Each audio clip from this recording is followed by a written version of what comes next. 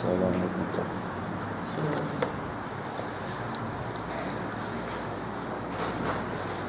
Bismillahirrahmanirrahim.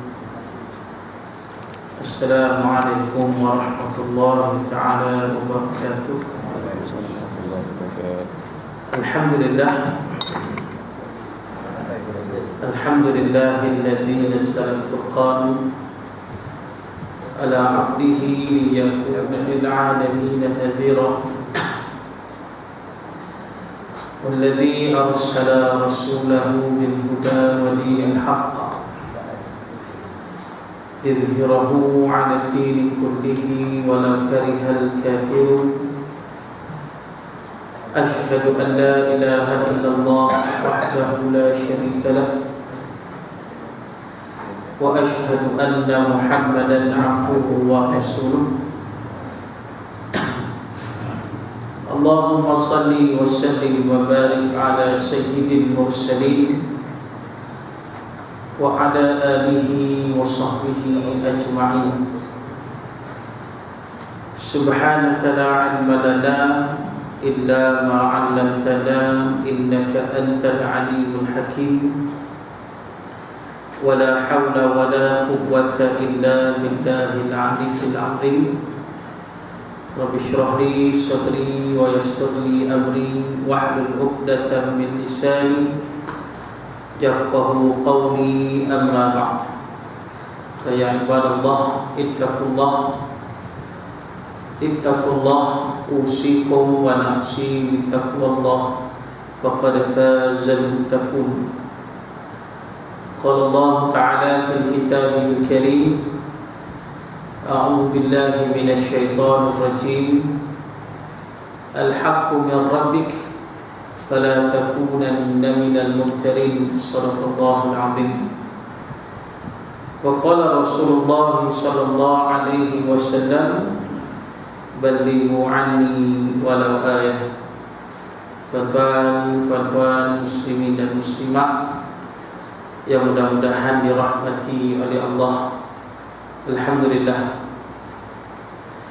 InsyaAllah pada pagi ini kita sambung pengajian kita yang berdasarkan kitab At-Tibyan dalam mentafsirkan Al-Quran, surah Al-Hujurat.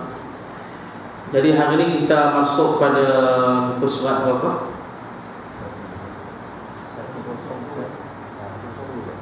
102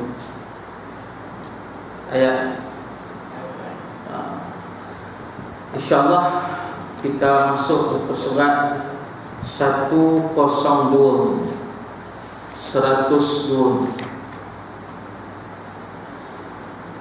firman Allah.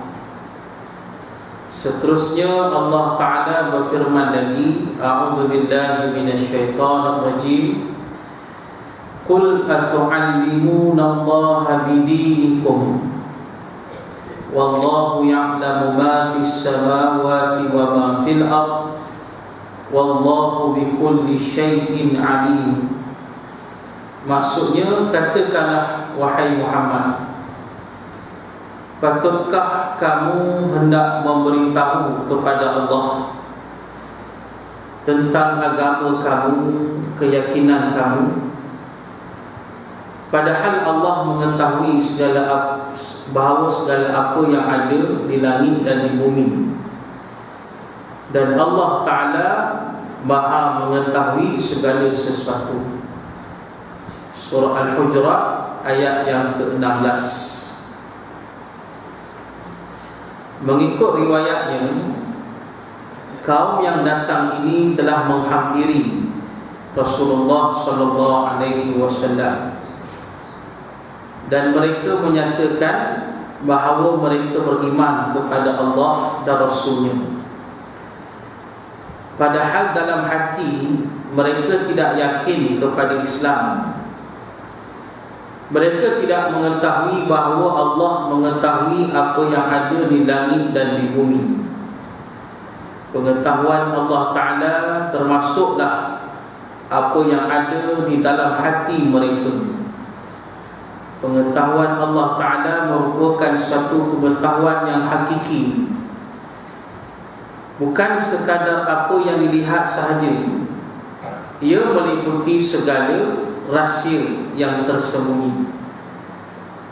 Pengetahuan Allah Ta'ala merupakan pengetahuan yang mutlak, tanpa batasan dan sekatan. Allah Ta'ala mengetahui secara tepat, sama ada yang kecil, halus, sehingga Allah Ta'ala mengetahui pergerakan seekor semut hitam di dalam suasana gelap yang gelap gelita. Dan apatah lagi benda-benda yang terang, jelas dan mudah dilihat. Oleh itu janganlah kita hendak berpura-pura di hadapan Allah dan Rasulullah sallallahu alaihi wasallam. Sesungguhnya Allah Ta'ala itu Maha mengetahui semuanya. Baik. Jadi muslimin dan muslimat jadi rahmati oleh Allah, pada ayat yang kita baca pada hari ini, ayat ini ada kaitan dengan soal keimanan, kerana mengisahkan tentang golongan Arab Badui. Ada satu kabilah daripada Arab Badui yang telah masuk Islam disebabkan kerana inginkan keduniaan.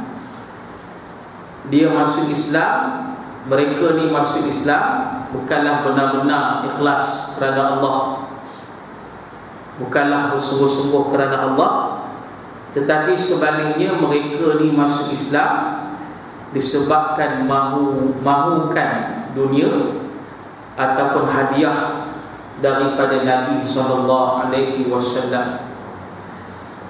Kalau kita ingat balik firman Allah yang termaktub dalam ayat yang ke-14, Allah Ta'ala berfirman, qalatil a'rab amanna qul lam tu'minu walakin qulu aslamna walamma yadkhulul iman fi qulubikum wa in tuti'u Allah wa rasulahu la yalidkum min a'malikum syai'a innallaha ghafurur rahim. Yang bermaksud, orang-orang Arab Badui berkata, kami telah beriman. Katakanlah kepada mereka, kamu belum lagi beriman, tetapi katakanlah kami telah Islam. Kerana iman itu belum lagi masuk ke dalam hati-hati kamu.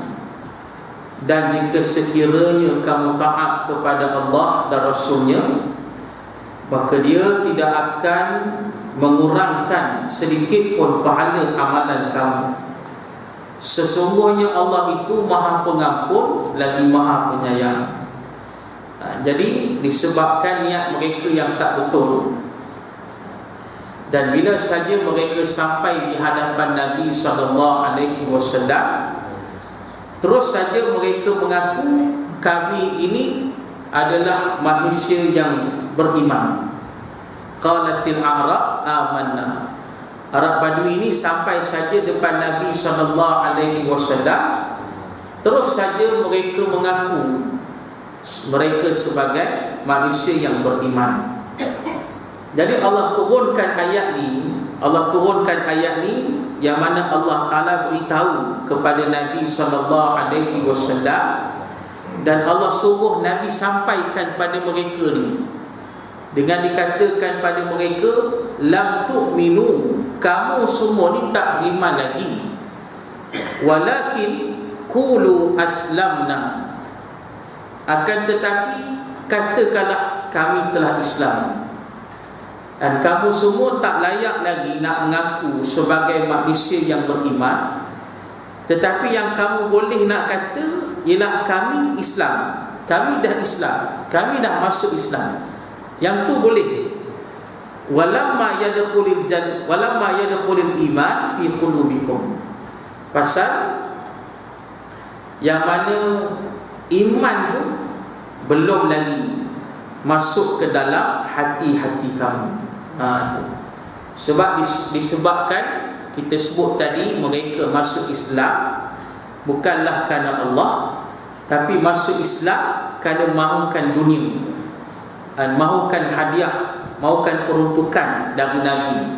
Disebabkan pada masa itu berlaku musim kemarau yang menyebabkan penduduk masyarakat menjadi susah. Jadi Nabi SAW nak berilah peruntukan hadiah kepada rakyat yang susah. Jadi disebabkan mereka dapat tahu berita tersebut, maka mereka naklah juga hadiah tersebut. Jadi untuk nak dapatkan hadiah tu, maka mereka pakat-pakat masuk Islam. Dan bukan kerana Allah. Pasal itu Allah Ta'ala sebut pada ayat tadi, iman itu tak masuk lagi ke dalam hati-hati mereka. Maknanya muslimin dan muslimat nak jelaskan pada kita nak mendapatkan keimanan ni perlukan usaha. Dan kalau tak ada usaha nak mendapatkan keimanan, takkan berimanlah kita ni. Kalaulah kita sekadar duduk saja, tak buat apa-apa, sekadar doa saja, sekadar berzikir saja, tak buat apa-apa, maka pada saat tu tak dapatlah iman kita kepada Allah.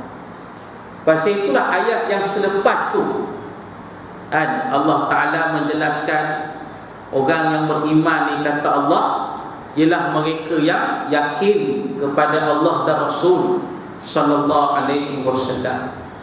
Kemudian mereka tidak ragu. Orang beriman, kata Allah, yakin pada Allah dan Rasul. Kemudian tidak ragulah dengan apa-apa yang datang dari Allah dan apa-apa yang datang dari Nabi sallallahu alaihi wasallam. Kemudian orang yang beriman ni, kata Allah, wajahadu bi amwalihim wa anfusihim fi sabilillah. Orang beriman ni, kata Allah, mereka mesti berjihad dengan harta benda mereka, dengan jiwa raga di jalan Allah. Dan ini nak menunjukkan keimanan. Sebab itulah ada ulama menjelaskan pada kita, keimanan yang paling tinggi adalah dengan berjihad di jalan Allah Subhanahu wa ta'ala. Keimanan yang paling sempurna, yang paling tinggi ialah berjihad. Maknanya bila mereka buktikan dengan jihad itu, maka merekalah manusia yang benar-benar beriman kepada Allah Subhanahu wa ta'ala. Jadi itulah muslimin dan muslimat tentang keimanan. Jadi pada ayat yang kita baca pada hari ini, ayat yang ke-16, bagaimana Allah Ta'ala menyuruh Nabi SAW memberitahulah kepada Arab-Arab Badui tersebut mengenai tentang keyakinan mereka kepada Allah. Tu disebabkan mereka ni berpura-pura lah, bukan kerana Allah. Hati mereka ni tak beriman pun pada Allah, hati mereka ni tak yakin pun kepada Allah. Jadi Allah peringatkan pada mereka ni, wallahu ya'lamu ma fis samawati wa ma fil ardh. Allah peringatkan pada mereka, padahal Allah Ta'ala mengetahui segala apa yang ada di langit dan di bumi. Tu orang munafik ni disembunyilah tara mana pun kemunafikan mereka, Allah tetap tahu. Walaupun cara zahir mereka Islam, secara zahir mereka ni Islam. Pasal itulah Nabi SAW telah mencegah para sahabat Nabi daripada membunuh Abdullah bin Ubay bin Salul. Abdullah bin Ubay bin Salul ni kepala munafik di zaman Nabi SAW. Jadi disebabkan kejahatan dia, pengkhianatan dia dan sebagainya, yang menyebabkan ada sahabat-sahabat Nabi yang mencadangkan supaya dibunuh saja Abdullah bin Ubay ni. Tetapi dilarang oleh Nabi SAW. Pasal apa? Pasal Nabi kata, kalaulah aku bunuh, kita bunuh dia, orang kafir musuh akan kata Muhammad telah membunuh sahabat ni. Itu dia. Jadi isu lain, jadi masalah lain selepas daripada itu.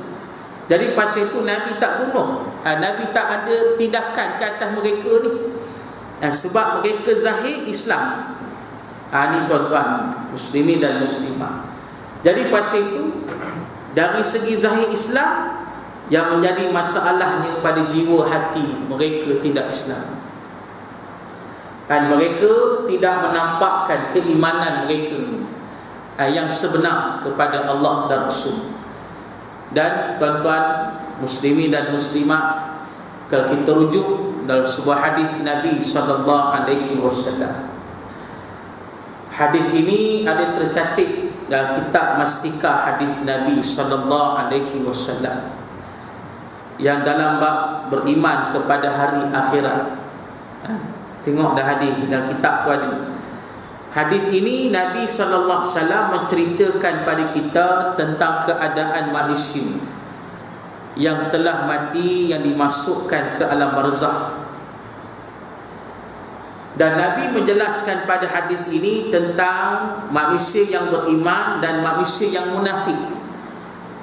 Nabi terangkan pada kita, bila mati je orang ni, manusia dimati, tak kira siapalah mati, maka Nabi kata orang beriman, orang munafik akan ditanya dengan soalan yang sama. Orang beriman, orang munafik ditanya soalan yang sama. Pasal apa? Pasal Islam. Yang beriman tu confirm Islam lah, yang munafik pun dianggap Islam, tapi dalam tidak Islam lah. Macam disebut tadi. Jadi mereka akan ditanya soalan yang sama.